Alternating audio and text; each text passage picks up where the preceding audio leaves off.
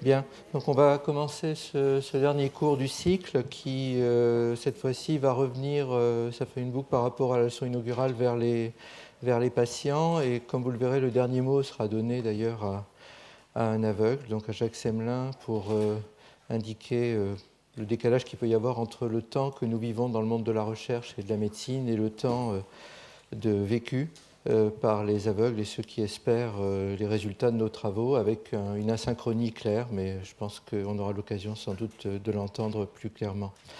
Ce que je vais essayer de vous décrire, c'est comment, à partir des différentes recherches que nous avons évoquées au cours des différents cours précédents, il est envisageable de tester ces approches chez les patients et éventuellement de les valider pour aboutir à terme à la mise à disponibilité la plus large possible de ces avancées thérapeutiques. Comme vous le verrez, et c'est pour ça que j'ai mis en sous-titre les temps des essais, c'est un temps long.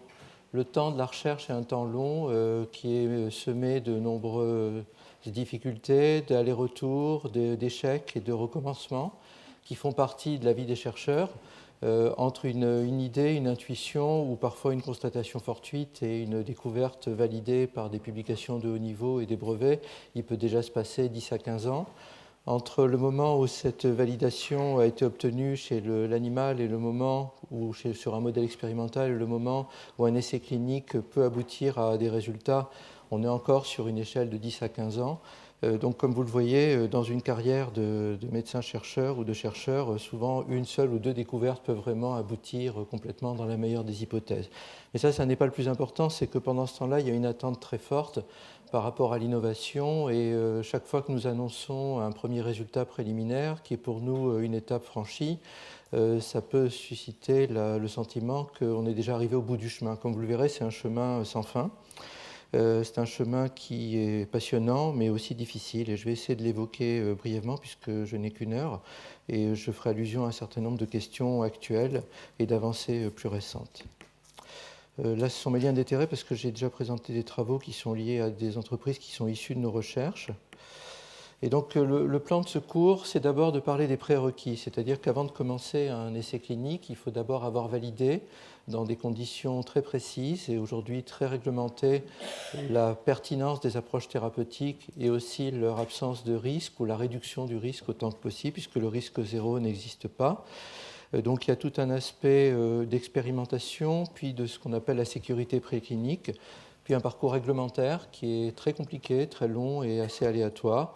Et ensuite, à partir du moment où les essais cliniques sont conçus, il y a tout un travail pour essayer de cibler ces essais sur les patients qui peuvent en bénéficier. Comme nous le verrons, entre les patients qui à terme peuvent bénéficier de l'innovation et les premiers patients qui se prêtent, c'est le cas, je crois que le mot est sans doute le plus adapté aux premiers essais cliniques, il y a une grosse différence, puisque au tout départ des essais cliniques, ce qui est cherché, c'est la démonstration d'une absence d'effet indésirable, d'une absence de danger, avant de commencer à vérifier qu'il y a une éventuelle efficacité.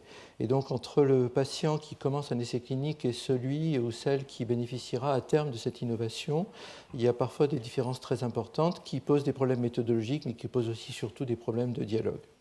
Donc, comme on le verra, il y a toute une série d'étapes qui vont permettre de déterminer l'état précis de la mutation à l'origine dans les maladies génétiques, l'état du tissu restant, l'état de la vision restante, ce qui est attendu du bénéfice thérapeutique, comment l'évaluer. Et on verra aussi l'impact sur la vie quotidienne, puisque c'est de ça qu'il s'agit surtout, et comment cela peut s'insérer dans une expérience qui est multisensorielle. Il y a M. Berthoz dans la salle, il sait largement de quoi nous parlons là. Alors, je vais commencer par les prérequis. Les prérequis, c'est la démonstration de la preuve de concept dans des modèles pertinents. En théorie, je ne devrais pas avoir à le refaire puisque ça a été l'objet de au moins 5 des cours du cycle. Mais je vais vous donner deux exemples d'un, on peut appeler un échec ou tout au moins une absence d'aboutissement, et d'autre part d'un succès, même si le chemin n'est pas encore tout à fait terminé. Je vais commencer par un projet sur lequel nous avons travaillé il y a maintenant un peu plus de 15 ans avec Serge Picot, à l'époque où nous étions encore à Strasbourg, et où nous avions démontré qu'il était possible, dans un modèle de rétinopathie pigmentaire, de ralentir la dégénérescence dans une mutation précise, dans un modèle animal précis, mutation qui se retrouve chez l'homme par des antagonistes du calcium. Donc, ce sont des médicaments qui sont largement utilisés en cardiologie, et nous avions montré, et ça avait été publié dans Nature Medicine, donc ça avait eu un certain impact à l'époque, qu'il qu'il était possible de ralentir la dégénérescence avec un résultat fonctionnel. Alors ces résultats, même si à un moment donné il y a eu des discussions, ils ont été confirmés par d'autres équipes. Il y a des variations sur les modèles, selon les situations, mais ces résultats, ils sont là. Mais nous n'avons pas réussi à transférer cette innovation en clinique parce que la dose de médicaments qu'il faut amener à la rétine pour obtenir cet effet pouvait parfaitement être obtenue chez la souris où quand vous testez un médicament, vous avez une dose de sécurité et une dose d'efficacité. En principe, il faut que vous ayez un intervalle important entre la dose efficace et la dose toxique, c'est-à-dire qu'il ne faut pas qu'on prenne le risque de payer trop cher l'efficacité thérapeutique. Chez la souris, on peut se permettre d'être très près dans les deux cas pour montrer l'efficacité. Chez l'homme, évidemment, il n'en est absolument pas question. Et donc, pour obtenir une délivrance à des concentrations suffisantes du médicament, il aurait fallu des doses massives de ce médicament qui, comme il a aussi des effets sur le cœur et ailleurs, n'était pas tolérable. Donc on a travaillé à ce moment-là sur une façon de délivrer le médicament localement dans l'œil. C'est aujourd'hui un sujet de recherche extrêmement actif qui pourra sans doute d'ailleurs ressusciter ce type de recherche et beaucoup d'autres, parce que l'avantage de l'œil est que l'œil est un système très enclos, très fermé, pas complètement, on l'a vu plusieurs fois, relié au cerveau et relié à de très nombreux tissus vasculaires, inflammatoires, mais on peut se permettre éventuellement d'avoir une dose plus importante dans l'œil qu'au niveau systémique. Mais pour cela, il faut pouvoir délivrer le médicament dans l'œil et de façon chronique. Là, nous parlons de maladies qui durent toute la vie, qui peuvent commencer dès l'enfance. Donc, par exemple, l'idée d'injecter dans l'œil tous les mois, comme on le fait aujourd'hui dans la dégénérescence maculaire liée à l'âge, est sans doute inconcevable chez des adultes, a fortiori s'il s'agit de délivrer le médicament sous la rétine. Donc, il y a tout un travail qui est en cours. Donc, quand je vous ai dit que ce n'était pas tout à fait un échec, plutôt un chemin non abouti, c'est que ce type d'approche nécessite un développement qui n'est plus de la recherche, mais un transfert vers la clinique qui aujourd'hui n'est pas complètement maîtrisé. Quelque chose qui est plus abouti, qui est la thérapie génique sur une maladie particulière du nerf optique. C'est un travail que j'ai évoqué il y a 2 cours sur la thérapie génique dans une maladie du nerf optique d'origine mitochondriale, qui est la neuropathie de Leber. Comme je vous l'ai dit, M. Leber, ophtalmologiste allemand, a décrit plusieurs maladies. Là, c'est une maladie du nerf optique avec une mutation au niveau de la centrale énergétique de ces cellules, qui est la mitochondrie. Et cette maladie qui touche à peu près 200 000 personnes dans le monde, avec une mutation la plus sévère qui touche 70% de ces personnes, n'a aujourd'hui pas de traitement vraiment efficace. Il y a un médicament qui aide un petit peu, mais c'est extrêmement mineur. Nous avons commencé à travailler avec une chercheuse venue de l'École normale supérieure, Marisol Corral-Debrinski, il y a une douzaine d'années, sur une approche pour délivrer au niveau de la mitochondrie le gène normal pour essayer de substituer l'efficacité thérapeutique perdue, enfin l'effet perdu du gène mutant. Donc là, il s'agissait d'avoir une construction qui permettait d'entrer dans l'œil, d'être injecté dans l'œil et de cibler directement sur la mitochondrie la protéine thérapeutique. Et là, il y a eu un chemin que j'ai déjà décrit, mais que je vais rappeler parce que ça illustre les étapes de transition. Il a fallu valider dans des modèles aussi proches que possible de la clinique. Et ça, c'est un enjeu très important du développement clinique. Aujourd'hui, comme vous le savez, à peu près 95% des médicaments qui sont testés en essais cliniques échouent. C'est souvent parce que les modèles sur lesquels ils ont été testés en préclinique ne sont pas prédictifs ou ne sont pas complètement corrélés. Donc il faut essayer d'avoir le modèle le plus proche possible. Et là, 2 modèles ont été employés. Un, c'est les cellules du patient lui-même, puisque les mitochondries sont dans toutes les cellules de l'organisme, y compris les cellules de la peau. Donc la mutation est aussi présente, de tester l'efficacité sur les cellules de la peau des patients eux-mêmes, qui acceptent bien entendu ce type de prélèvement, et puis aussi sur un modèle de rat qui développait la maladie. Et il a été montré à ce moment-là, je l'ai déjà décrit il y a 2 cours, une restauration fonctionnelle de la fonction de la mitochondrie et un effet protecteur. Et je vous montre juste une illustration sur cette diapositive. Ici, ce sont des animaux qui ont développé la maladie, donc on a induit la maladie chez l'animal. Et là, avec le traitement, donc avec la protéine thérapeutique, ici c'est la perte de cellules du nerf optique qu'on voit sur le fond d'œil de l'animal. Et là, comme vous le voyez, on a évité complètement cette perte. Donc là, il y a trop de lumière, mais on voit ça, ce sont des coupes du nerf optique, un nerf optique normal, un nerf optique malade non traité, un nerf optique traité. Et donc ceux qui peuvent voir, il y a suffisamment de fibres optiques pour restaurer une fonction, ce que nous avons démontré au niveau fonctionnel. Et à partir de ça, de cette démonstration, il a fallu déterminer la dose active, donc on revient à cette question de dose, et vérifier que cette dose n'était pas toxique, c'est-à-dire qu'à cette dose-là, on n'avait pas d'effet indésirable observé. Pour ça, il faut des yeux qui aient la même taille que l'œil humain ou qui s'en rapprochent, et ça implique le passage par le primate non humain, qui est la seule espèce qui d'abord a une macula aussi proche que possible que de la macula humaine, ce qui n'est pas le cas ni chez les chiens, ni chez les chats, ni chez les cochons, et encore moins évidemment chez les rongeurs. Et la démonstration chez les primates, comme ce sont des primates normaux, ne visait qu'à démontrer l'absence de toxicité et à calculer la dose efficace. Et à partir de ça, donc tout ça a été vérifié dans le cadre d'un projet qui a été fortement soutenu par le Généton, l'AFM, puis ensuite qui a fait l'objet d'une création d'entreprise. Ça a abouti à un essai clinique. Donc il y a 10 ans entre le départ et le début de l'essai clinique, ce qui est un temps court par rapport au temps classique de développement vers les essais cliniques.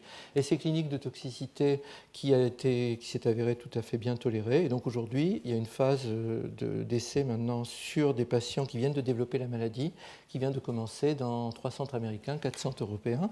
Donc en 15 ans, en 11 ans à peu près, 12 ans, il a été possible de transférer ça. Mais ça, c'est parce qu'il y a eu la preuve de concept sur des modèles pertinents, puis la démonstration de l'absence de toxicité chez le primate, la détermination d'une dose qui s'avérait tolérée. Donc toutes ces étapes sont indispensables et elles vont se retrouver au moment où on va entrer sur un chemin réglementaire. Sur le chemin réglementaire, on va vous demander, il y a aujourd'hui des textes, alors ma présentation au départ comportait beaucoup de ces diapositives, mais je pense qu'on les trouve facilement sur Internet pour ceux que ça intéresse, d'avoir des études de toxicologie qui sont faites dans des conditions de ce qu'on appelle GLP, c'est-à-dire Good Laboratory Practice, donc des conditions qui sont plus seulement des conditions de bons laboratoires de recherche, mais des conditions qui sont en général industrielles, où tout est reproductible, tout est vérifié. C'est le cas dans la plupart des laboratoires de recherche, mais là c'est balisé avec une homologation de ce type d'approche. Il y a aussi la question de fabriquer le médicament ou de fabriquer le produit de thérapie. On a vu au cours de ce cycle un peu de pharmacologie, on le reverra lors du dernier symposium en juin. On a vu aussi de la thérapie génique, de la thérapie cellulaire, des prothèses. Toutes ces approches-là ont des besoins de développement, de fabrication qui sont particuliers, de manufacture qui sont particuliers. Et ces besoins-là nécessitent des environnements qui sont contrôlés, donc ce qu'on appelle les bonnes pratiques de manufacture. Donc tout ça doit être fait avant. Et ça sera évoqué lors de l'avant-dernière conférence du symposium du 7 juin. Ça a un coût, tout ça, un coût très important qui n'est pas financé par la recherche. Aujourd'hui, quand vous demandez des crédits de recherche, c'est sur la preuve de concept initiale. Quand vous voulez obtenir des études de toxicologie ou des études de fabrication dans des conditions homologuées, là, il y a un coût qui est très élevé, ça multiplie par 10 voire 100 les coûts. Et là, c'est là que les partenaires industriels deviennent absolument indispensables. Sinon, on ne pourrait faire qu'un seul projet pour une seule maladie. Ça mangerait tout l'argent nécessaire à la recherche. Et tout ça nous permet d'entrer dans un chemin réglementaire. Et je vais vous décrire 3 chemins réglementaires. Un chemin réglementaire français, un chemin réglementaire anglais et un chemin réglementaire américain. Parce que ce chemin vous donne une idée du temps. Là, aujourd'hui, si vous prenez un projet, je vous ai dit que dans la meilleure des hypothèses, on était à 10-11 ans, parfois c'est 15 ans, parfois c'est 20 ans. Et là, on rentre dans une nouvelle étape, avec d'abord des règles qui ont été définies. Donc ces diapositives ont été communiquées par l'AFM Généton, qui a une structure dédiée aux essais cliniques avec laquelle nous travaillons beaucoup, et qui va définir soit les produits médicinaux, type médicaments, soit les produits biologiques, comme la thérapie génique, la thérapie cellulaire, les produits aussi de tissulaires qui ont été remaniés, qui peuvent éventuellement être associés avec des systèmes d'injection ou aussi directement avec des systèmes comme par exemple les prothèses rétiniennes. Et tout ça va impliquer de passer par une procédure qui est à la fois européenne, mais comme on ne sait pas faire les choses très simplement en Europe, le système européen ne se substitue pas au système national, il se duplique. C'est-à-dire que vous avez 2 couches, vous avez la couche européenne et vous avez les couches nationales, donc vous devez passer par les deux à chaque fois. Alors parfois vous pouvez faire valider d'un pays à l'autre, mais ça n'est pas toujours évident. Alors, donc, le premier élément, c'est de vérifier que vous avez pu fabriquer dans des conditions correctes le produit. Donc ici, par exemple, un produit biologique. Donc, il faut que tout le processus de développement soit homologué, qu'il y ait des autorisations de stockage, de manipulation, éventuellement d'importation lorsque le produit vient de l'étranger, ce qui arrive de façon assez fréquente. Il faut aussi vérifier que ça peut être manipulé dans un environnement approprié. Par exemple, les produits de thérapie génique, il y a tout un circuit de préparation en pharmacie, en salle blanche, sous haute, au bloc opératoire. Il y a ensuite une sécurité derrière, puisqu'il s'agit quand même si ce sont des virus inactivés, il s'agit quand même de virus. Donc il faut s'assurer qu'il n'y a pas de danger pour le personnel, pas de danger pour les malades après. Il y a tout un circuit qui doit être par rapport à ça. Il fallait vérifier, maintenant aujourd'hui on est rassuré par rapport à ça, que le patient lui-même n'allait pas devenir dangereux en sortant dans la rue pour quelqu'un d'autre. Donc tous ces éléments-là doivent être vérifiés. Donc il y a un chemin d'autorisation par rapport à ça. Et donc je vous montre un petit peu le temps que ça prend. Je ne peux pas vous décrire tout le processus parce qu'il est extrêmement long et complexe, mais ce temps, c'est d'abord Une première étape, on va prendre l'exemple de la thérapie génique ou de la thérapie cellulaire. Il y a un comité en France qui s'appelle le Haut Comité des biotechnologies, qui est une création d'il y a quelques années, qui relève du ministère de la Recherche. Alors, on est dans la santé, mais en France, on a réussi à diviser en ministère de la Recherche, ministère de la Santé, ministère de l'Industrie, pour ne parler que de 3 ministères, mais il y a aussi les secrétariats d'État, etc. Donc, vous faites une soumission au ministère de la Recherche, qui doit vous répondre au bout d'un mois, si tout va bien, si vous avez de la chance que c'est homologué. Sinon, ils peuvent vous demander les documents et ça repart pour un... Ils sont obligés de vous répondre dans le mois, mais s'ils vous demandent, par exemple, une page de plus, ça recommence. Bon. Ensuite, ça passe au comité de biotechnologie qui doit avoir le temps de passer. De temps en temps, on vous dit qu'il y avait trop de sujets pour la session suivante et que ça passe à la session d'après. Ils ont un minimum de 45 jours pour répondre, jamais moins. Et là, vous avez la réponse. Donc là, vous avez déjà, vous voyez, 3 mois quand vous avez déposé le dossier avant d'avoir la réponse. Et ça, c'est si la réponse est positive. Mais si on vous demande, par exemple, si la porte de la pharmacie ferme bien à clé avec un code et quelles sont les heures d'ouverture, vous êtes reparti pour un mois de plus avant de répondre. Et je prends un exemple caricatural, mais il y en a des pires. Et ensuite, quand vous avez eu la réponse, là, vous passez à la phase suivante. Vous avez des recommandations. On va vous donner un agrément de cycle. Donc, par exemple, au 15-20, on a obtenu un agrément. Et paradoxalement, il faut l'obtenir à chaque fois. C'est-à-dire que même si vous l'avez obtenu pour le vecteur donné sur une maladie, il faut recommencer le dossier pour chacun des protocoles thérapeutiques. Et donc, à ce moment-là, vous passez à la deuxième étape, qui est l'Agence nationale de sécurité des médicaments, donc qui a porté des noms différents, parce qu'à chaque fois qu'il y a un scandale, on change le nom de l'agence pour oublier ce qui s'est passé avant. Et donc là, vous êtes sur... Aujourd'hui, ça s'appelle l'Agence nationale de sécurité des médicaments. Comme vous savez, on a mis dans la Constitution le principe de sécurité, donc avec ça, tout va bien. Donc l'ANSM, qui est l'autorité compétente, sachant quand même qu'ils ont dû renvoyer la plupart des gens qui étaient dans l'agence précédente, donc il fallait trouver d'autres personnes compétentes. Et là, elle a 3 mois à vous répondre, mais ça peut aller jusqu'à 7 mois. Et quand elle vous répond, c'est si le dossier est entièrement accepté, qu'il n'y a pas de questions, qu'on ne vous pose pas d'autres questions, parce que sinon, le délai repart. Donc il y a des obligations légales de répondre dans un temps précis. Donc vous déposez le dossier. Là, on peut vous poser des questions. En général, ils ont jusqu'à 60 jours pour poser des questions. Vous avez ensuite un temps pour répondre. Vous répondez aux questions. Et ensuite, ils ont entre 90 et 180 jours pour vous répondre. Donc, vous voyez qu'entre le dépôt et là, si tout va bien, ça dure à peu près 9 mois. Donc, on avait 3 mois avant pour le ministère, 9 mois pour la réponse de l'ANSM. Après, vous devez passer au comité d'éthique, le comité de protection des personnes dans la recherche biomédicale. Alors aujourd'hui, les comités d'éthique, donc ça fait partie de la loi Huriet. Monsieur Huriet était à un de mes cours, des cours. Donc c'est quelqu'un qui a permis de créer un cadre pour protéger les personnes dans la recherche médicale des folies et parfois des enthousiasmes que nous pouvons avoir. Donc ça, c'est tout à fait légitime. Et donc il y a un dépôt. Et là, ils ont 60 jours pour vous répondre, avec là aussi des questions et ce qu'ils appellent clock stop. C'est-à-dire quand on vous pose une question, on arrête le compteur. Il faut que vous répondiez, et après on fait repartir le compteur. Et donc si tout va bien, vous avez la réponse en 60 jours. Ça ne va jamais tout à fait bien, il y a toujours, par exemple, pratiquement à chaque fois, et on le dit à nos partenaires, la police de caractère, elle doit être suffisamment grande pour qu'un malvoyant puisse la lire. Et régulièrement, vous faites tout ça. Et puis un jour, par exemple, si c'est un très grand laboratoire, ils ont forcément des designers ou des gens qui font des maquettes qui trouvent que c'est pas joli comme ça. Donc on vous amène finalement un document beaucoup plus joli, mais tout petit. Et donc il faut tout recommencer. Ça doit tout partir au pilon et recommencer pour ça. Bon, c'est un exemple, mais là c'est normal, il faut que ça soit lisible. Je vous donne un autre exemple dans le syndrome de Usher, dont on a déjà parlé, qui est une maladie qui rend à la fois malvoyant et malentendant. L'information au patient, ce n'est pas du tout la même que celle que vous pouvez avoir chez quelqu'un qui entend normalement. Donc il va falloir trouver des palliatifs par rapport à ça. Ça implique des traducteurs en langage des signes, parfois même en langage tactile. Ça implique éventuellement aussi des supports différents. Un protocole de recherche clinique en police de caractère lisible par un malvoyant, c'est à peu près 14 pages. Donc 14 pages pour être lu par quelqu'un qui lit très lentement et éventuellement en le traduisant en langage des signes, chaque fois, sachant qu'on va vous poser des questions tout le temps au milieu et qu'il va falloir refaire des allers-retours, ça prend un temps fou. Donc ce que nous avons fait par exemple pour le syndrome de Usher, c'est de développer un DVD, donc ça avait été fait avec le laboratoire, à l'époque c'était Oxford et Sanofi, donc un DVD pour que les personnes puissent revoir à la maison avec leurs accompagnants pour pouvoir s'informer. Donc une fois que vous avez fait tout ça, vous avez la réponse et si tout va bien, vous pouvez commencer votre essai clinique. Évidemment, ça n'est que pour la phase 1 ou la phase 2. Après, tout recommence pour la phase 3, donc les phases de validation. Un exemple anglais. Donc ici, c'est l'université d'Oxford. La semaine dernière, nous avions Rob McLaren. Donc dans cet exemple anglais, voilà le process. Vous voyez, c'est pas beaucoup plus simple. Donc c'est pas fait pour être lu, mais en gros, si vous voulez, là, ils ont tout mis, y compris la conception de l'essai. Les comités, donc là il y a les comités de validation sur la sécurité, les comités d'éthique, et ensuite il y a le suivi des essais cliniques. Alors on verra brièvement, parce qu'on n'aura pas le temps qu'il faut à chaque étape pour vérifier, parce qu'évidemment vous n'allez pas obtenir l'autorisation pour tous les malades à la fois. Il va falloir vérifier pour chaque dose que ça n'est pas dangereux avant de passer à la dose suivante. Tout ça est dans l'intérêt des patients, hein. Donc dans le temps que je décris, parfois il y a des frustrations, mais il faut comprendre aussi que tout est dans l'intention de protéger les personnes contre des dangers particuliers.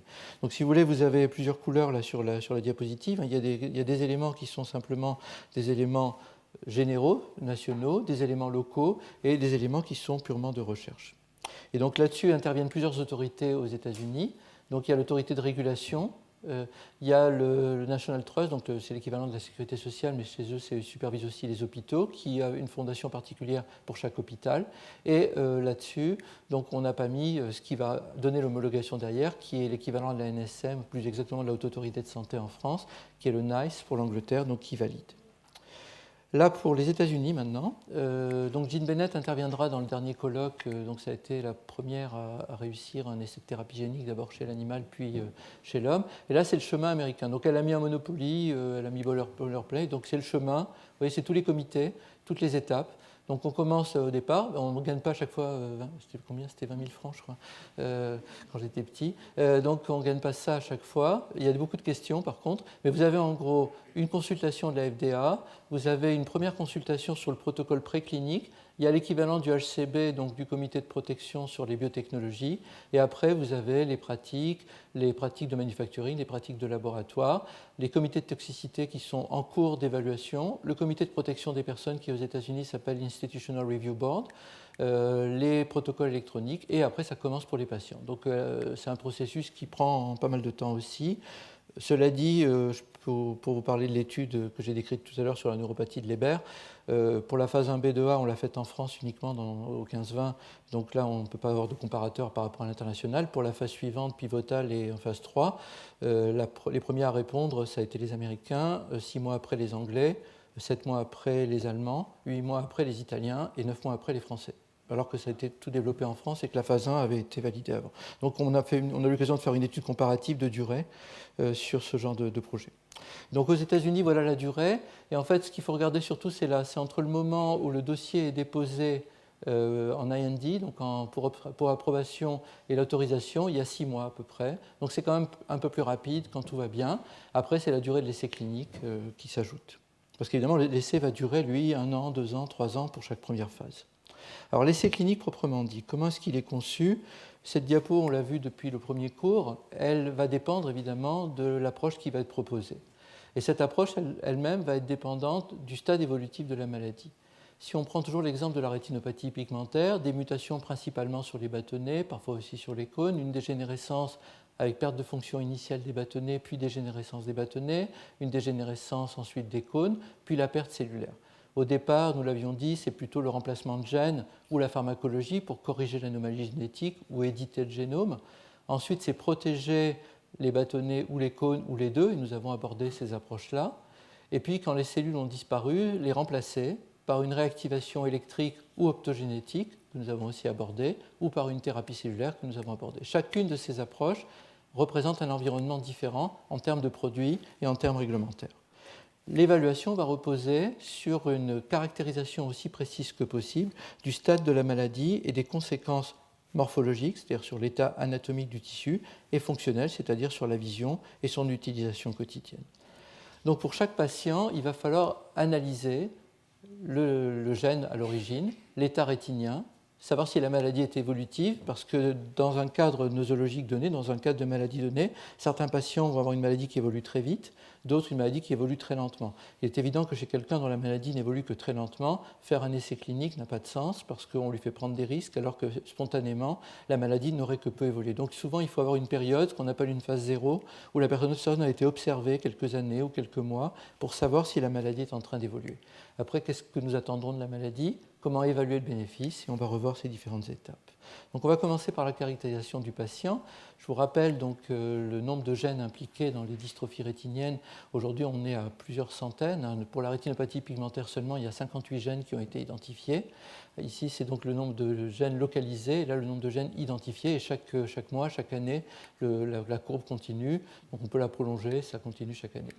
L'avantage de ces découvertes de gènes, à part les publications pour ceux qui les découvrent, c'est surtout que ça a permis de transformer, comme l'avait dit Georges Canguilhem bien avant tout ça, une maladie qui était une malédiction familiale ou personnelle en un malentendu génétique. Un malentendu, ça se discute, surtout ça peut se corriger, c'est ce que nous espérons. Et donc pour ça, il faut caractériser l'origine de la mutation. Donc l'équipe, on n'a pas eu l'occasion de les faire intervenir, mais Isabelle et Christina à l'Institut, mais comme Jocelyne Kaplan à l'hôpital Necker, Christian Hamel à Montpellier, Hélène Dolphus à Strasbourg et beaucoup de gens dans le monde entier, travaillent sur des cohortes de patients qui sont caractérisés au niveau diagnostic clinique, où il y a une piste éventuelle d'un gène précis d'après le tableau clinique qu'on va séquencer pour voir si on trouve une anomalie. S'il n'y a pas de piste parce que le tableau clinique n'est pas suffisamment précis, on va faire une analyse complètement systématique. Aujourd'hui, c'est ce qu'on appelle séquençage de nouvelle génération. Comme j'ai déjà dit, et chaque fois qu'on dit nouvelle génération, c'est qu'elle est déjà dépassée au moment où on en parle. Et ensuite, ces approches-là vont aboutir soit à l'identification d'un déficit et donc à une meilleure compréhension de la pathologie et une éventuelle inclusion dans un essai clinique si c'est pertinent. Sinon, il faut partir sur un séquençage beaucoup plus complet de l'exome, c'est-à-dire de ce qui est exprimé dans les cellules, mais qui représente un très faible pourcentage de l'ensemble du génome, aujourd'hui de l'ensemble du génome. Fort heureusement, les coûts de ce type d'approche ont chuté verticalement au cours des dernières années. Ça aboutit à des abus, comme la proposition commerciale aujourd'hui de faire séquencer entièrement et du coup de savoir toutes les maladies qu'on pourrait éventuellement avoir et qu'on n'aura pas, mais qui peuvent juste angoisser un peu plus. Et c'est quelque chose qui nécessite une interprétation, c'est-à-dire qu'on a tous un code génétique et chacun d'entre nous est porteur de très nombreuses anomalies. C'est la même chose si on vous fait un scanner ou une IRM ou des radios, on trouve parfois des choses inattendues qui n'étaient pas prévues, qui ne sont pas forcément importantes parce que ce qui est important, c'est l'impact dans la vie quotidienne, nous y reviendrons. Donc à partir de là, mieux comprendre la maladie et mieux cibler les essais. Donc faire des corrélations avec l'état du patient et donc concevoir l'essai à partir de ça. Et donc j'aime bien rappeler que ce sont des patients rares, dans des maladies rares, et donc chaque patient dans un essai clinique doit, pour lui, en retirer quelque chose idéalement, et nous apporter des informations utiles pour lui et pour d'autres. Donc il y a tout un travail sur la conception des essais.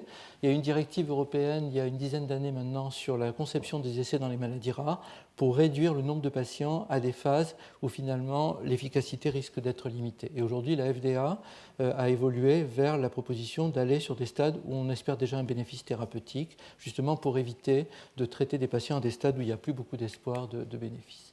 Alors qu'est-ce qui est fait? Donc, nos équipes au centre d'investigation clinique, au centre de maladies rares, on commence toujours par tester l'acuité visuelle, donc la réfraction, l'acuité visuelle, tout le monde connaît ça, mais là c'est une échelle un peu particulière qu'on ne voit pas chez les ophtalmologistes, qui est une échelle logarithmique, donc qui est complètement paramétrée, et tout doit être certifié, validé.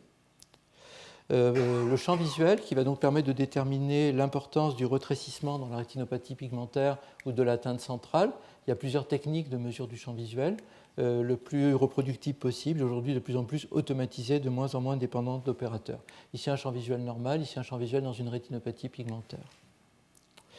Il y a aujourd'hui des méthodes pour tester plutôt en centrale, donc le seuil de détection en centrale, qui va être donc un autre système de champ visuel qui peut être mesuré. Et donc chaque couleur va représenter une fonction qui est, plus il y a de couleurs, mieux c'est, plus c'est noir évidemment, enfin, c'est assez intuitif. Et ça va permettre de déterminer ce qu'on appelle l'îlot ou la colline de la vision. Donc ça c'est un logiciel qui a été mis au point par le professeur Welber à Portland, sur lequel on travaille dans 2 essais cliniques, où vous allez avoir selon la pathologie, ici c'est quelqu'un de normal, donc un îlot de vision qui est ouvert, qui est plat. Ici c'est quelqu'un qui a une rétinopathie pigmentaire ou un syndrome de Usher avec une perte périphérique et une vision centrale, donc un îlot central, et l'inverse, une maladie de Stargardt ou une dégénérescence maculaire liée à l'âge, ou au contraire, vous avez un déficit central, donc la colline devient plutôt une vallée. Et à partir de cela, vous allez déterminer l'état fonctionnel chez le patient pour continuer. Ce qu'on essaie de faire, c'est de corréler le mieux possible la morphologie avec la fonctionnalité.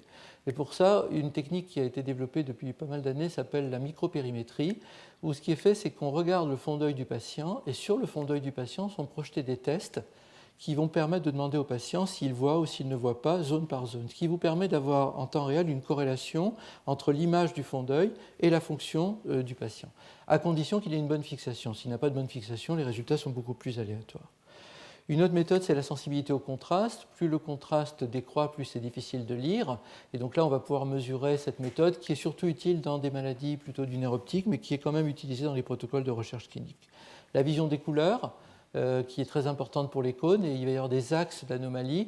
Un des grands pionniers de la vision des couleurs s'appelait Philippe Lantoni. Il était français, il travaillait à l'hôpital des 15-20 pendant presque 60 ans. On lui a rendu hommage il y a 2 ans, il est disparu quelques mois après. Il a consacré toute sa vie à la vision des couleurs et il a mis au point plusieurs tests, dont un qui est utilisé dans le monde entier, qui est donc le test désaturé de Lantoni, qu'on utilise tous les jours. Ici, c'est une vision des couleurs normale, c'est-à-dire qu'on peut aligner parfaitement les couleurs. Ici, c'est une vision des couleurs avec un axe d'anomalie. Il y a plusieurs axes possibles.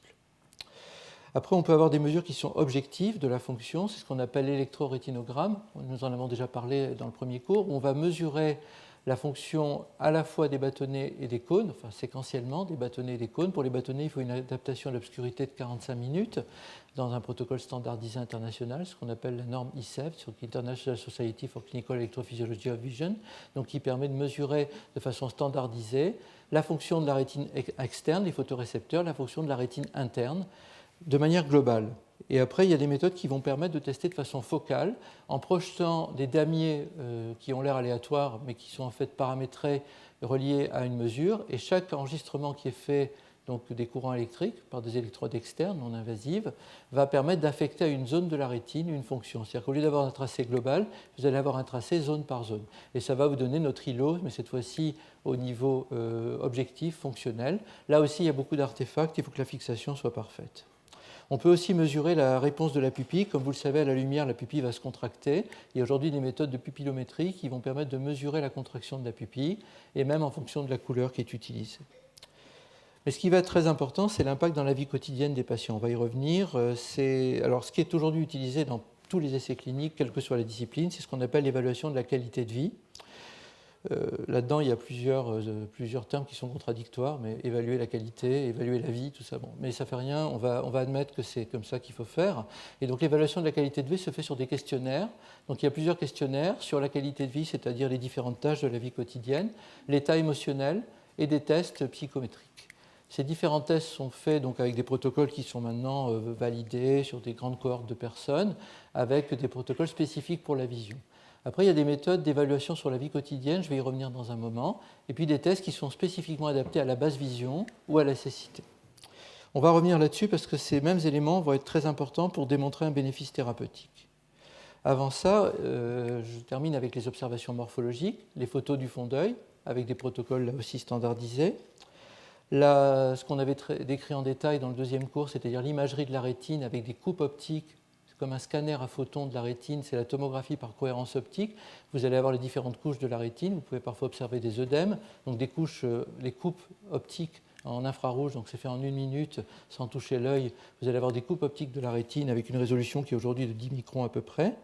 Et donc on va pouvoir avoir les différentes couches de la rétine par cette méthode, c'est-à-dire ici les photorécepteurs, les segments externes, les segments internes, la jonction, la zone des cellules bipolaires et des cellules gliales, la rétine interne avec les cellules ganglionnaires. Donc vous allez pouvoir mesurer chez un patient donné les différents paramètres morphologiques au niveau de sa rétine.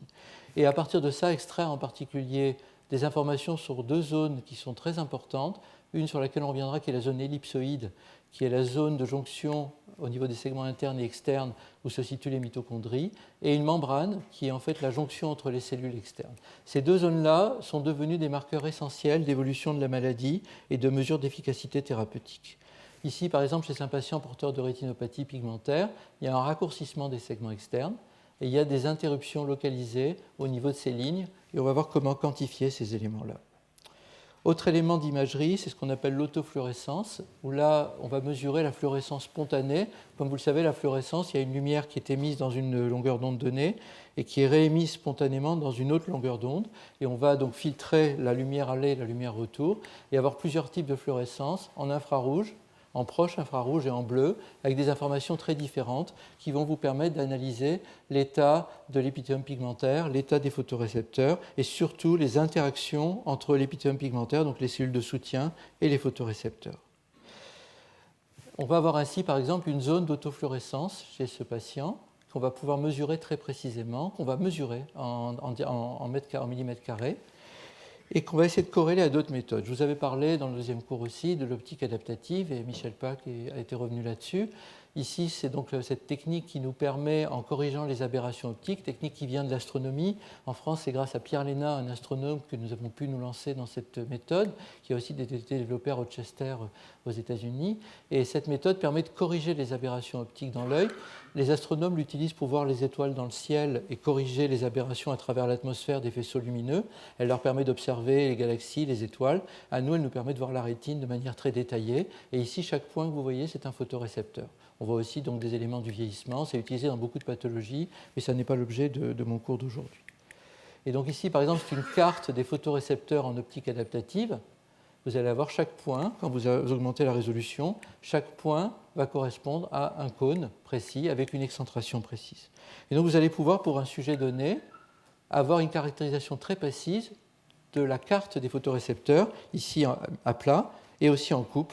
Et vous pouvez corréler ça. Ici, par exemple, si on corrèle l'autofluorescence avec la densité des photorécepteurs, ce qui a été fait par une des thésardes de chez nous, Lina Zoulet, vous avez une corrélation très précise entre les anneaux. Donc vous avez un anneau de fluorescence qui va être variable en intensité, et selon la zone de l'anneau, vous avez une densité différente des photorécepteurs. Plus on est au centre, plus vous avez une densité importante, et plus on va s'éloigner, plus elle va décroître. Ça, c'est en situation normale. On va pouvoir le faire dans différentes pathologies. Ici, par exemple, la choroïdérémie, c'est un travail d'une équipe de Philadelphie sur la choroïdérémie, dont a parlé la semaine dernière Rob McLaren, qui est en essai clinique. Et là, vous allez avoir l'autofluorescence, la tomographie par cohérence optique, l'optique adaptative, et vous allez superposer tout ça zone par zone, et ça vous donne un moyen de déterminer l'état des photorécepteurs avant de commencer l'essai clinique, puis de suivre ce paramètre. Donc aujourd'hui, on va pouvoir analyser l'état de la rétine, et si on prend l'ensemble des techniques, qu'il s'agisse de photos du fond d'œil, qu'il s'agisse de l'autofluorescence, de la tomographie par cohérence optique qui nous montre ici une perte totale des photorécepteurs au centre, ou de l'imagerie en optique adaptative, vous allez pouvoir avoir ce qu'on appelle une imagerie multimodale qu'il va falloir ensuite corréler à la fonction visuelle. Et lorsqu'on essaye de modéliser l'évolution de la maladie, on se rappellera pour les rétinopathies pigmentaires qu'il y a d'abord une dégénérescence des bâtonnets, puis des cônes. Ce qui va nous intéresser dans une intervention thérapeutique, c'est d'arrêter la maladie au cours de la dégénérescence des bâtonnets et encore mieux au cours de la dégénérescence des cônes. Vous voyez que les phases ne sont pas linéaires et qu'il vaut mieux se placer à un moment où vous pouvez être sur une pente qui va vous permettre dans un temps relativement court, c'est relatif le mot court, de déterminer une évolution thérapeutique. L'électrorétinogramme multifocal met très longtemps à être altéré parce que la vision centrale reste très bonne pendant longtemps. Le champ visuel va se dégrader de manière relativement linéaire, puis ensuite ça va s'accélérer un petit peu vers la fin. Quand vous arrivez vers le centre, il y a un moment où ça semble se bloquer et ensuite ça redescend. L'acuité visuelle, elle aussi, va décroître plutôt vers la fin de l'évolution de la maladie. Et la qualité de vie, c'est intermédiaire puisqu'on utilise à la fois le champ visuel pour se déplacer et la vision précise pour lire et reconnaître les visages. Donc quand on développe l'essai clinique, on va essayer de trouver un moment de l'évolution de la maladie où on va pouvoir mesurer une perte cellulaire très précise. Ici, on est dans une rétine à cône pur, puisque les bâtonnets ont déjà dégénéré. Et on essaye, par exemple, si on veut travailler sur la neuroprotection des cônes, de se placer dans une zone de la courbe où il y a moyen de déterminer un bénéfice thérapeutique. Alors, pour savoir quelle est cette zone, ce que nous avons fait, et bon, je vous montre nos travaux, mais je vous citerai aussi le travaux d'autres équipes, c'est de prendre tous les paramètres que j'ai décrits, la tomographie par cohérence optique, l'autofluorescence, l'optique adaptative, tous les tests fonctionnels, et de voir ce qui se passe au cours du temps. Donc nos patients, nous les suivons chaque année ou chaque 2 ans, certains depuis 10 ans, certains depuis 15 ans, même certains je suis depuis l'époque où j'étais à Strasbourg, donc on continue à suivre pratiquement depuis plus de 20 ans. Et évidemment, les techniques ont évolué, mais au moins sur une durée de 5-7 ans, on peut comparer ces méthodes. Et quand on analyse ces méthodes, on peut mesurer le taux de progression annuel. Comme vous pouvez ne pas le lire parce que c'est écrit trop petit, il y a des paramètres qui vont évoluer très peu, moins 0,40 par an. Si vous ajoutez la variation standard, il n'y a rien qui sort sur ce type de signal. Par contre, il y a des paramètres qui vont évoluer plus vite. Et quand on les met tous ensemble et qu'on voit ce qui est significatif, un certain nombre vont être significatifs, mais certains vont l'être beaucoup plus. Et quand on essaye d'extraire tout ça, on s'aperçoit que La zone EZ, dans la zone dont je vous parlais tout à l'heure, donc qui est la zone au niveau des segments externes des photorécepteurs, segments internes, elle va avoir une décroissance annuelle d'environ 13%, mais surtout l'écart type de variation est faible, et donc vous avez une fiabilité par rapport au déclin qui est importante. Et donc ce paramètre-là devient de plus en plus un paramètre de sélection et un paramètre pour l'inclusion dans un essai clinique. Donc comment on le mesure? On prend nos images, et ici va être mesurée d'une part la limitante externe, d'autre part cette zone EZ, et on va la mesurer à différentes zones de la rétine pour extraire cette information. Là, c'est une mesure plus globale, et la diapo d'avant, c'est une mesure plus ciblée sur cette zone EZ. Et voilà, c'est l'évolution de cette zone avec la corrélation avec le champ visuel. Et plus la zone EZ est altérée, et plus le champ visuel est mauvais, donc il y a une corrélation avec la fonction. Alors la bonne nouvelle, c'est que cette mesure-là vient d'être acceptée par la FDA, pas encore à l'Europe, comme un des marqueurs d'essais cliniques, ce qui devrait permettre d'accélérer les essais cliniques. C'est une méthode non invasive, je le rappelle. Alors une fois qu'on a déterminé ces paramètres d'inclusion, il va falloir inclure le patient dans un essai clinique. La première phase des essais cliniques, c'est ce qu'on appelle une phase 1B et 2A. Alors les phases 1, normalement, d'essais cliniques, ce sont des phases sur des volontaires sains. Là, on est sur des approches de thérapie génique, thérapie cellulaire d'implant, dont on ne va pas demander à quelqu'un qui voit très bien dans la rue s'il est d'accord de se faire mettre une prothèse de rétine, de se faire injecter un vecteur, parce qu'évidemment, ça serait inutile et complètement non éthique, même en payant très cher, donc c'est complètement inacceptable. Donc aujourd'hui, on ne peut pas faire une phase 1 classique, une phase 1A. On fait ce qu'on appelle des phases 1B, c'est-à-dire que ce sont des patients qui souffrent de la maladie, mais à un stade très avancé de la maladie, où le bénéfice attendu est limité, mais on essaie de démontrer une absence de toxicité. Donc des stades très avancés.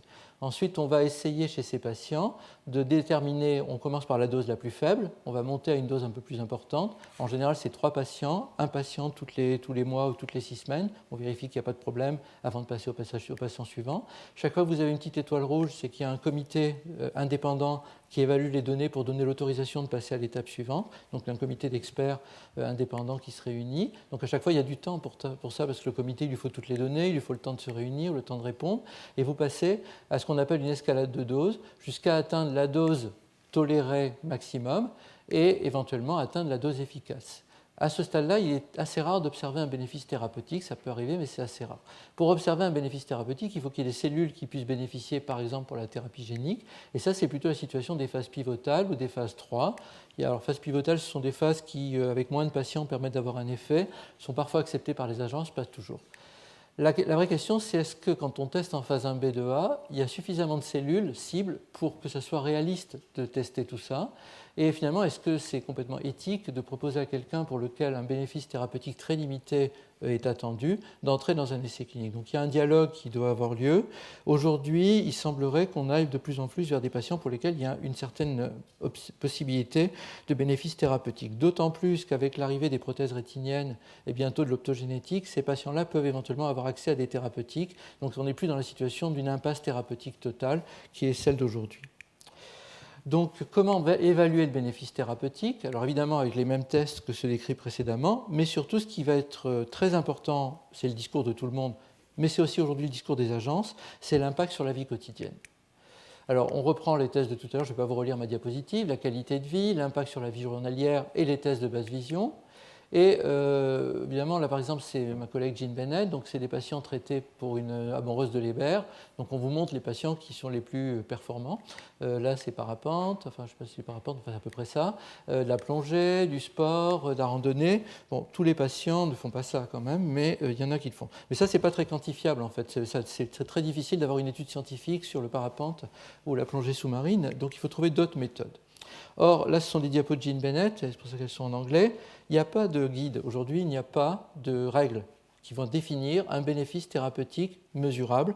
Ce que demandent les agences, en particulier la FDA, qui a énormément réfléchi sur la question, la Food and Drug Administration, c'est quelque chose qui est cliniquement significatif.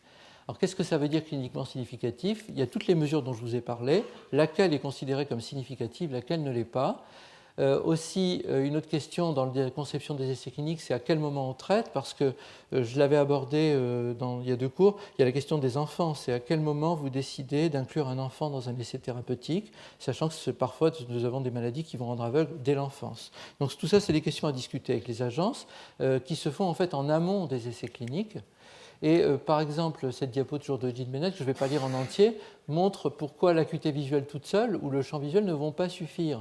Aujourd'hui, vous avez des gens qui, avec un champ visuel précis, vont faire très peu de choses. D'autres vont faire énormément de choses. Et vous allez avoir dans la même étude des performances visuelles dans la vie quotidienne qui vont être très variables selon la rééducation qui est associée au traitement. Aujourd'hui, il faut coupler la rééducation avec la prise en charge thérapeutique, mais aussi selon l'état émotionnel, selon l'environnement, qui est un facteur majeur, les accompagnants. Donc il y a énormément de mesures. Et donc il y a tout un travail qui nous est demandé par les agences et que nous avions anticipé avec le professeur Safran qui est là et Emmanuel Gutmann, donc toute l'équipe de Street Lab, que je vais vous décrire. Ce qu'avait demandé la Food and Drug Administration à Jean Bennett, c'est de démontrer une mobilité améliorée dans son essai clinique de phase 3. Donc l'essai qui doit conduire, et qui a marché d'ailleurs, et qui doit conduire normalement d'ici la fin de l'année un enregistrement aux États-Unis et ensuite en Europe sur une des causes de cécité de l'enfant. Et ce qu'ils ont fait, c'est créer un labyrinthe où l'enfant doit s'orienter. Alors je vous ai montré le film il y a 2 cours, donc je ne vous le remontre pas, entre l'œil traité et l'œil non traité, où c'est tout à fait net, le temps mis pour repasser de l'un à l'autre. Mais comme vous voyez, ça ressemble plus à un jeu de la marelle qu'autre chose. Et ce n'est pas très réaliste en fait comme environnement, parce qu'en réalité, il est assez rare dans la rue que vous ayez des flèches pour vous indiquer où vous devez tourner. Donc il faut essayer de se rapprocher plus près de la vie quotidienne. En effet, la FDA demande quelque chose qui est cliniquement significatif, et là c'est un commentaire qui était paru dans un journal américain de pharmacologie, où ce qui était considéré comme significatif, qui était 3 lignes d'acuité visuelle, ça c'était pour les traitements dans la dégénérescence maculaire liée à l'âge par exemple, et assez peu applicable sur des cécités complètes où 3 lignes ça serait beaucoup, c'est plutôt récupérer une vision ambulatoire par exemple. Donc comment mesurer quelque chose qui est cliniquement significatif? Donc on a travaillé là-dessus depuis de nombreuses années et ça a abouti à mettre au point des méthodes de mesure de ce que le professeur Berthoz a appelé la vision pour l'action, c'est-à-dire l'action c'est une des meilleures façons de mesurer l'impact de la vision, puisque la vision est en bonne partie faite pour l'action. Nous avons créé plusieurs environnements. Un environnement virtuel, un environnement qui est un appartement qui reproduit des conditions de vie à domicile, une rue artificielle, et puis la ville de Paris dans la mandature précédente, et il semble que ça se réactive maintenant la mandature actuelle, nous avait donné le quartier Bastille pour expérimenter les conditions de déambulation dans la rue. Le quartier Bastille, c'est un exemple caricatural de ce que ça peut être, comment ça peut être catastrophique de se déplacer dans une place. Et comme vous le savez, la ville de Paris va refaire ses places. Ils ont fait la place de la République, ils nous ont pas demandé notre avis, mais là, ils vont refaire la place de la Bastille. Et il y a eu une motion présentée par le Front de gauche qui a été votée à l'unanimité, disant que les habitants, enfin les gens qui travaillent au 15-20 et les habitants de la résidence Saint-Louis sur les 15-20 devaient être consultés sur cet aménagement. Bonne nouvelle. Parce qu'évidemment, ils habitent le quartier. Je vous montre un petit film qui décrit ce que fait Street Lab, qui est une filiale à but non lucratif de l'Institut de la Vision, qui développe donc des plateformes. Donc il y a un son, mais le son c'est de la musique, donc ça n'a aucun intérêt. Donc ça, c'est l'appartement qui va permettre de reproduire des conditions de vie à domicile. Une rue artificielle qu'on va revoir où tous les paramètres d'éclairage, de mobilité sont mesurés, avec la création d'index quantifiés, d'avatars qui vont permettre de mesurer la déambulation. Un simulateur en 3 dimensions du quartier Bastille, justement, avec une rétinite pigmentaire ou une dégénérescence maculaire liée à l'âge, la simulation d'un implant rétinien de différentes résolutions. Et puis aussi, alors là, ce n'est pas l'objet du cours, mais je vous le montre quand même parce que je pense que ça fera le point avec ce qu'évoquera sans doute M. Semelin, tester dans la vie quotidienne. Par exemple, la grande distribution, nous avions travaillé avec des gens de la grande distribution pour leur expliquer que la plupart des produits sont illisibles, même pour les voyants, et a fortiori pour les malvoyants, date de péremption, composition. Donc il y a des méthodes, par exemple, d'interface aujourd'hui NFC avec les téléphones. Il y a des cannes électroniques qui sont testées dans la rue, donc ça c'est dans le cadre du projet Panam, avec ici un guidage vocal, qui est sans doute pas très réaliste, des systèmes tactiles au sol pour permettre aux gens de mieux identifier où sont les plots qui sont une catastrophe, pour trouver où traverser la rue droit et pas en biais. Ensuite, le métro. Bon, c'est pas fait pour avoir un iPad dans le métro, mais quand même. La lecture des médicaments aussi, pour ne pas se tromper sur les médicaments. Et beaucoup d'autres applications qui sont testées pour essayer d'améliorer le quotidien. Une interface avec des robots, ici c'est le robot d'Aldébaran, donc pour lire une lettre par exemple, ou obéir à des tâches, ça peut envoyer un mail. Des situations d'éclairage, il y a eu tout un travail avec l'Association française de l'éclairage pour cela. On va voir comment travailler. Des lunettes informatives, là c'était avec Essilor, sur des lunettes à réalité augmentée, donc à immersion pour améliorer la réalité. Donc beaucoup d'éléments qui peuvent être testés dans cet environnement. On va en revoir quelques-uns, mais je vais me refocaliser sur les essais cliniques. Donc le simulateur va permettre de reproduire ce qui se passe dans différents environnements en navigation virtuelle. Et donc ça nous a permis de modéliser l'impact d'un implant rétinien selon sa résolution, l'impact de différentes altérations du champ visuel, à la fois sur les mouvements oculaires, les mouvements de la tête, puisque la tête est aussi suivie, et surtout sur le temps qu'il faut pour aller d'un élément à l'autre. L'appartement, qui aujourd'hui sert à de très nombreuses activités sur la domotique, pas tous les jours mais assez souvent.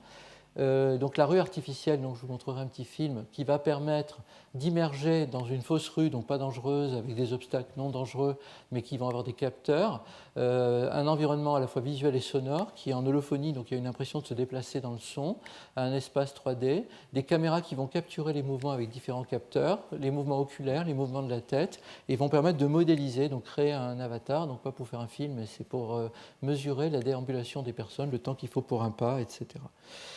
Donc il y a eu ensuite cet aspect que j'ai décrit dans le quartier Bastille, donc avec Paname. C'est aussi destiné aux sourds normalement, mais sur les sourds c'est un peu moins avancé. Donc pour tester la sécurité, l'orientation, les informations sur la vie dans la cité. Donc Street Lab, voici à quoi ça ressemble. Ça peut ressembler à tout ce qu'on veut, c'est comme un studio de cinéma. Donc vous avez les caméras Vicon qui vont détecter des capteurs qui ont été placés sur la personne, donc différentes caméras. Là, c'était le son, les caméras. Ici, c'était un capteur inertiel, donc, qui va montrer les mouvements de la main ou du bras. Ici, ce sont des lunettes à réalité augmentée. Donc, le sujet teste ces lunettes à réalité augmentée. Ça avait été fait avec le professeur Safran et les équipes de Street Lab. Et ici, on va faire varier les différents environnements lumineux, modéliser le comportement de la personne à l'intérieur de cet environnement. Je vais vous montrer 2-3 films. Et il y a un dialogue avec un poste de contrôle avec le sujet qui est à l'intérieur de cette zone-là. Une tâche, comme par exemple poster une lettre. Et vous allez pouvoir ainsi créer différents modèles expérimentaux reproductibles. Ici, ce sont les capteurs qui sont placés sur les avant-bras, les bras et toutes les parties du corps du sujet pour créer un index de mesure de la mobilité.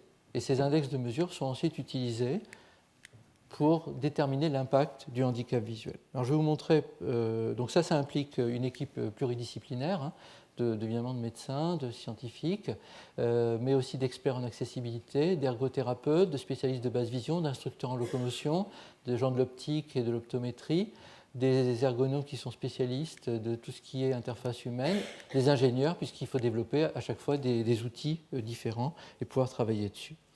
Alors, les différents métiers, en particulier, c'est les instructeurs en locomotion. Je vais passer un peu vite sur cela. Les experts en accessibilité qui vont définir des cahiers des charges et des ingénieurs qui vont donc concevoir des logiciels ou adapter des logiciels pour ces personnes. Alors je vais vous montrer comment ça fonctionne. Ça fonctionne en fait parce que c'est une situation où ce sont les patients eux-mêmes qui sont les expérimentateurs. C'est tout le contraire de l'essai clinique classique. Il y a un panel aujourd'hui d'environ 900 personnes qui ont été complètement caractérisées, qui sont volontaires, avec leur déficit visuel central, périphérique, leur maladie, ou qui sont complètement aveugles éventuellement, il y en a beaucoup. Et ensuite, ça va permettre de segmenter les attentes et segmenter éventuellement l'analyse des résultats.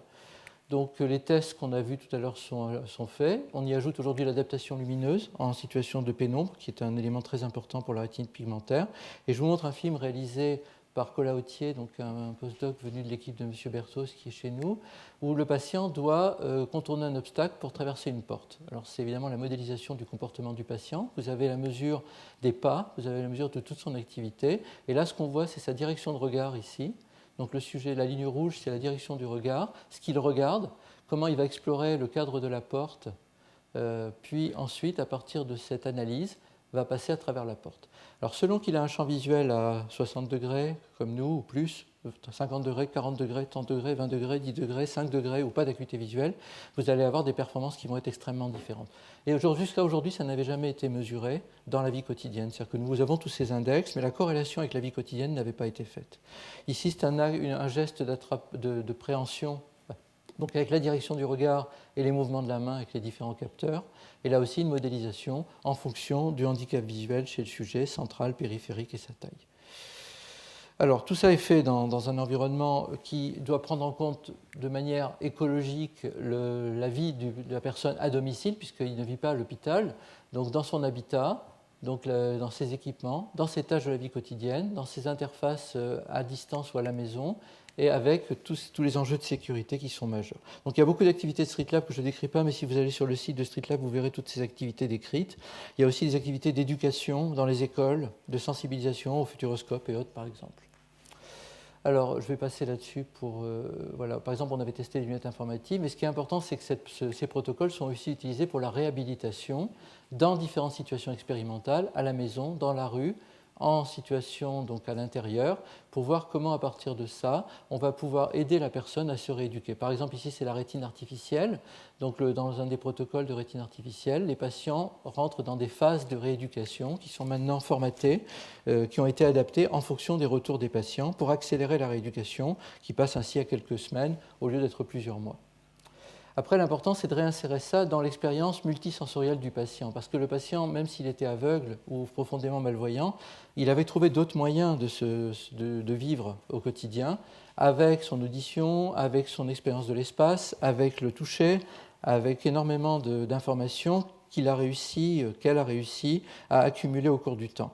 Il ne s'agit pas de perturber ça, il s'agit d'améliorer cela, il s'agit de s'insérer dans cette expérience multisensorielle.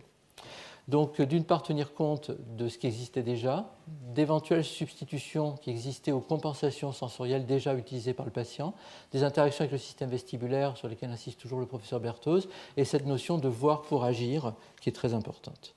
Alors, j'avais abordé, j'irai vite parce que je l'avais abordé dans ma leçon inaugurale, la question de Molineux, qui est une question à la fois philosophique, puisque ça avait été repris par Diderot dans la lettre sur les aveugles, et ça fait partie des exemples de philosophie pragmatique testé en situation réelle. Que se passe-t-il pour un aveugle de naissance qui retrouverait la vision? Et est-ce qu'il va utiliser les informations tactiles ou autres qu'il avait précédemment, ou est-ce qu'il va devoir réapprendre à voir avec ses yeux en situation? Donc à l'époque, c'était testé sur les aveugles nés opérés de cataracte. Donc c'est M. Molineux, avec Y ou I selon les versions. Et a priori, on pensait qu'il ne serait pas capable spontanément d'agir. Donc, il y a des bonnes nouvelles, il y a des moins bonnes nouvelles. La première bonne nouvelle, c'est que le cerveau est organisé et pré-organisé en réalité pour traiter les différentes informations, même sans la vision. Il y a des catégories de la vision, catégories de l'audition, mais en réalité, il y a des catégories pour les mots, des catégories pour les visages, des catégories pour les objets, qui sont à chaque fois traités dans différentes zones du cerveau. Et c'est le professeur Amédi, en collaboration avec Stanislas Dehaene du Collège de France et Laurent Cohen à la Pitié-Salpêtrière, avait montré que les aveugles qui lisent donc avec d'autres méthodes, en l'occurrence ici c'était avec une méthode d'audition les textes, utilisent la même zone de lecture que les voyants. Donc le cerveau a la même zone de sélectivité pour les lettres que chacun d'entre nous. C'est-à-dire qu'il est pré-câblé, qu'il est pré-stimulé. Ce qui veut dire qu'éventuellement on pourrait revenir à cet endroit-là en stimulant. Il avait montré aussi, plusieurs l'avaient montré, que les gens qui lisent le braille utilisent évidemment leur cortex tactile, mais surtout leur cortex visuel pour lire le braille. Ils lisent avec leur cerveau visuel. Donc il y a des possibilités de reconnecter à un système qui est préexistant. Mais en même temps, vous allez interférer à toute la substitution qui a été obtenue. Et c'est ce qui avait été observé avec les implants cochléaires. Certaines personnes avaient beaucoup de mal à avoir des informations venant par l'audition alors qu'ils avaient appris autrement. Donc il y a des travaux multiples. Donc c'est Avis Safran qui m'a attiré mon attention sur ces articles. La question des implants cochléaires, on l'abordera donc le 3 juin. Il y aura une journée entière sur le cortex visuel et auditif en pathologie et en rééducation avec Christine Petit et pas mal d'intervenants internationaux, ici toute une journée.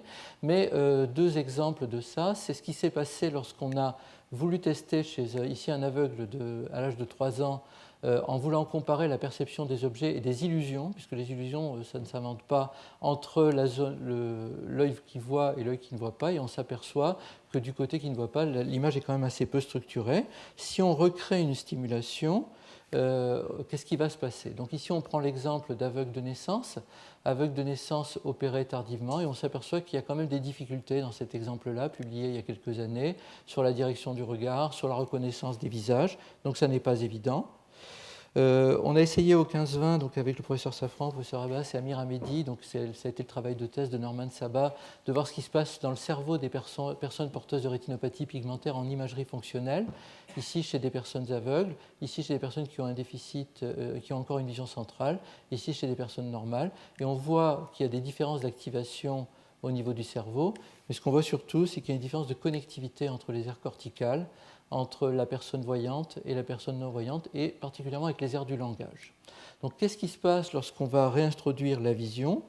Un des premiers articles intéressants sur la question disait qu'en réalité, dans les 2-3 jours qui suivaient la restitution visuelle, il s'agissait ici de 4 aveugles de naissance avec cataracte congénitale, ils n'arrivaient pas à associer les informations tactiles et visuelles. Donc il semblerait que la réponse à la question de Molineux était plutôt négative. Mais en fait, 2-3 jours, ce n'est pas non plus si important que ça. Et en reprenant la question quelques années après, on s'aperçoit, je résume le papier, qu'immédiatement ça ne marche pas tout de suite, mais qu'ensuite il y a ce qu'on appelle des modalités cross-modales. Donc il y a des interactions entre les modalités sensorielles qui se développent très vite. Donc la bonne nouvelle, c'est que ça peut marcher. Et dernière bonne nouvelle, c'est que par rapport à l'amblyopie, qui est donc le fait que le cerveau n'a pas appris à voir dans l'enfance, il y avait quand même une carte au niveau du cerveau que j'ai évoquée tout à l'heure, qui préexiste. Et là, c'est Amir Hamedi qui m'a passé cette diapo. Il y a toutes les fonctionnalités qui préexistent en réalité au niveau du cerveau. Leur résolution n'est pas bonne, mais elles existent. Et lorsqu'il y a une réactivation visuelle, et là, c'est l'essai clinique de Philadelphie chez des enfants aveugles, c'était fait par Jean Bennett avec Manzar Ashrati, on voit que là, il y a un seul œil qui a été traité, qui est l'œil gauche, et on voit une activation corticale beaucoup plus importante quand l'œil traité est stimulé que quand l'œil non traité est stimulé. Comme ils ont ensuite, donc ça c'est la même chose en corrélation avec le champ visuel, ce qu'ils ont fait, ça les a amenés à traiter les 2 yeux, et là on voit une activation des 2 côtés du cerveau après ce type d'approche, avec des performances visuelles qui sont corrélées. Donc ça donne quand même un espoir de restauration. Là ce sont des cécités presque congénitales, mais je termine là-dessus. Il faut faire attention, j'avais montré ces 2 couvertures, ces 2 affiches. Une, c'est un livre de quelqu'un qui avait bénéficié, entre beaucoup de guillemets, d'implants corticaux dans les années 60-70, qui a écrit un livre qui s'appelle Search for Paradise et qui décrit un enfer en fait. C'est-à-dire qu'il a essayé de retrouver de la vision, il a subi ses interventions à une époque où la neurochirurgie n'était pas ce qu'elle est aujourd'hui, il a eu assez peu de récupération et beaucoup de difficultés. Et quand on a aujourd'hui toute une société transhumaniste où on nous parle sans arrêt de l'homme augmenté, il faut se rappeler que si on pouvait simplement réparer un petit peu du déficit et certainement pas augmenter l'humain, parce que ça voudrait dire sinon que chacun d'entre nous est diminué, et quand on entend homme augmenté et transhumanisme, ça veut dire que nous sommes tous des insuffisants, et il faut l'entendre ça aussi. C'est quelque chose qui d'abord est un leurre par rapport au progrès de la science, et surtout ne tient pas compte du fait que le cerveau n'est pas qu'une machine. Le cerveau a des fonctionnements comme une machine, mais c'est un être humain qui s'en sert, et essayer de restaurer des sensations, ça n'est pas suffisant pour permettre de dire qu'on va augmenter l'être humain. Donc c'est le travail de beaucoup de gens. Ici, c'est au centre d'investigation clinique qui sont là. Vous reconnaissez le professeur Safran, Emmanuel Gutmann, beaucoup de gens qui travaillent avec nous sur ces approches. Dans un institut où on essaye de combiner la recherche expérimentale, la recherche clinique, les partenariats pour améliorer la prise en charge des patients dans un cercle que nous espérons vertueux sur la vision et de plus en plus sur l'audition. Donc j'avais montré ce petit film avec tous les partenaires, mais que vous avez vu, qu'on trouve sur la leçon inaugurale. Et je termine juste avec cette citation de Churchill, pour terminer, c'est que ce n'est pas tellement réussir ou échouer qui est important, c'est la volonté de persister. Parce qu'en réalité, chacun de ces essais cliniques, c'est le résultat d'échecs successifs qui aboutit à un moment donné à un début de réussite. Donc c'est un chemin long. Cette année, c'était l'occasion de faire un tour d'horizon à un instant précis, à un moment précis de l'évolution de la recherche. C'est plutôt une démarche que j'ai cherché à décrire. Mais je pense que c'est important de donner le dernier mot au vécu des patients. Donc il y aura 2 conférences, une par le professeur Safran qui va vous parler des synesthésies, qui est un vécu observé en neurophysiologie et en neuropsychologie au niveau des personnes aveugles et malvoyantes. Et ensuite Jacques Semelin qui avait écrit un très beau livre qui s'appelle J'arrive aux suis étrangers, où il décrit le passage à la cécité, une langue étrangère, et puis son nouveau livre dont il va nous parler, je pense, qui sort aujourd'hui d'après ce que j'ai compris. Et donc qui va parler de ça aussi. Donc là, comme ça, le dernier mot sera aux personnes qui sont vraiment les plus importantes. Donc je vais passer la parole au professeur Safran, je vous remercie.